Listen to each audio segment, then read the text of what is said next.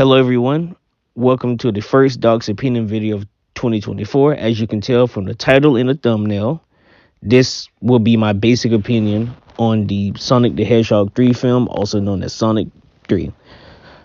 I know it has been a long time since I made one of these types of videos, but I apologize about that, but I hope you enjoy this. To start off, the film was good. If I'm not mistaken, this is the main video game adaptation movie series to get a full film trilogy since the Resident Evil live action movies. Also, you can add the Knuckles TV show as part of this, but it's actually a spin-off of the Sonic 2 movie. But I bring all of this up since these films make a pretty decent profit in comparison to the budget, and I can definitely see this movie doing the same and basically being the highest grossing out of all three of the films, which isn't even including merchandising. With each of the Sonic films, how they handle the human characters, and particularly the human protagonist, is very good. I compare it to how I think the quality of how the human characters in the live action Transformers films should have been and should be handled. Their interactions with the aliens, Sonic and his friends, seem more organic than those in the Transformers films. The human characters are handled better in this movie than even many of the Sonic comic books, animated TV shows, animated films, and even the video games. However, to add to that, Jim Carrey stole the show like he usually does. Jim playing two Dr. Robotniks, both Gerald and his grandson Ivo. He did an amazing job. They both have similar mannerisms and behaviors, but there are key minute differences in that performance that you can definitely tell that there are two people, even though they're played by the same person. He was able to effectively showcase that better than many actors who may specialize in that type of performance and roles. All of the voice actors did great. Sonic, Tails, and Knuckles all had great vocal chemistry. The newcomer, Mr. Keanu Reeves as Shadow, did an amazing job. The emotion that peered through in Pinnacle scenes cut through Shadow's more monotone delivery, but the monotone delivery, for those who've heard Shadow's voice in other versions of the character, is on purpose. The CGI, as always, was excellent. It seems overall it gets better with every film. There are two sequences involving Shadow and Sonic that truly showcase the special effects team's expertise, skills, and hard work. I'm not going to show it, or I'm not going to spoil it, but the way Shadow and Sonic are animated showcases the clear differences with how their powers work, especially better than even some of the game and movie animations, or some of the animations that were essentially done for the cutscenes. I may say specifically those type of movies. The pacing was good. It could have been better, especially in the middle, but it was overall good.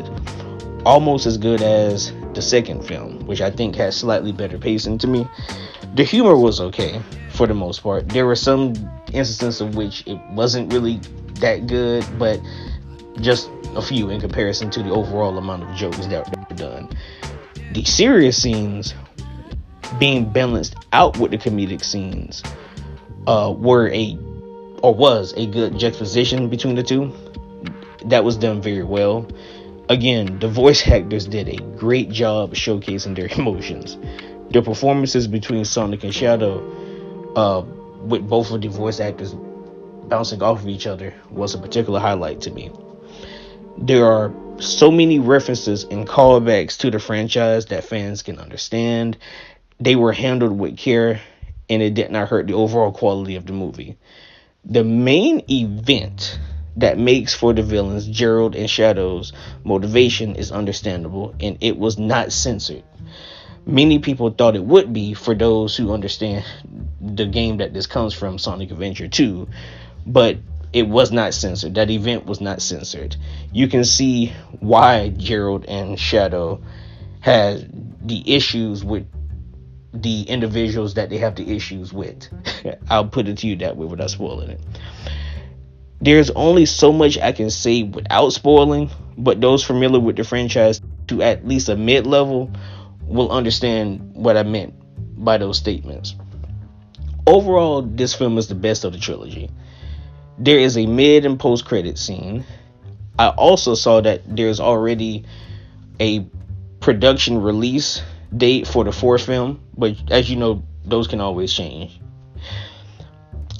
The Sonic live action sub franchise as a whole shows that you don't have to be 100% accurate to any source material to still showcase the spirit of that said material. Many other adaptations should take notes. So, like I said again, everyone, this film is good. I recommend you seeing it into the theaters, and if you can't make it to the theaters, try to watch it on streaming, on download, or even renting a DVD and Blu-ray if you still do that as quickly as you can if you can't make it to the theater to see it. Especially if you are a Sonic fan or just a video game adaptation fan as a whole. If you want a more in-depth and actual review, full review, let us know with your comments and your likes. Hopefully you can get up to, or this video can get up to 50 likes by the middle of January, and then I would definitely highly consider making a actual full review on this film as quickly as possible. Also, depending on how this video does, I may record another opinion video on, let's say, important projects that have come out this year as well. I'm going to make that video much quicker, essentially, if this does well. But everyone, thank you as always for supporting us, and thank you for watching and or listening. Doc signing out.